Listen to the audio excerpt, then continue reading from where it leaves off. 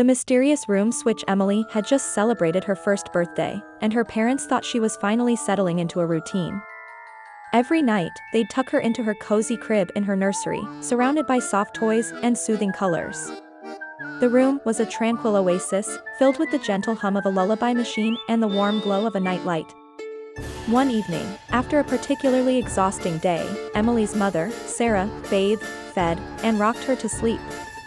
She gently placed Emily in her crib, kissed her forehead, and whispered, "Sweet dreams, baby girl." As she turned to leave, Emily's eyelids fluttered closed, and her tiny chest rose and fell with gentle breaths. The next morning, Sarah entered the nursery to find Emily's crib empty. Panic set in as she frantically searched the room, calling out Emily's name. Her husband, John, rushed in, and together they scoured the house, their hearts racing.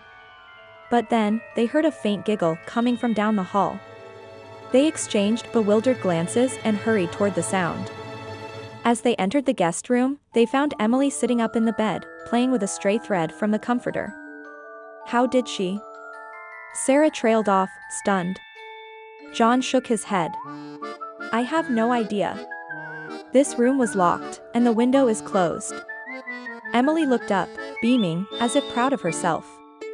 Her parents exchanged worried glances, unsure what to make of the situation.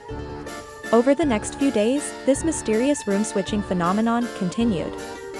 Emily would go to sleep in her nursery, only to wake up in a different room each morning. The living room, the office, even the laundry room, no space seemed off-limits. Sarah and John tried everything to explain the strange occurrences. They checked for hidden doors, monitored Emily's movements, and even set up cameras. But nothing revealed how their baby girl was teleporting from one room to another. As the episodes continued, Emily began to exhibit strange behaviors. She'd point to doors and giggle, as if knowing a secret. Her parents started to wonder if their daughter possessed some unexplained ability. One evening, as they prepared Emily for bed, Sarah asked, "Do you want to go on an adventure, baby girl?" Emily cooed and reached out, as if grasping an invisible hand. Sarah and John exchanged a knowing glance. They decided to follow Emily, seeing where she'd lead. As they entered the nursery, Emily's eyes locked onto the door. She wriggled free from Sarah's arms and crawled toward the door.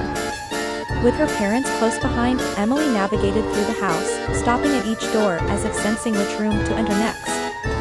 The final door led to a small, unused attic space.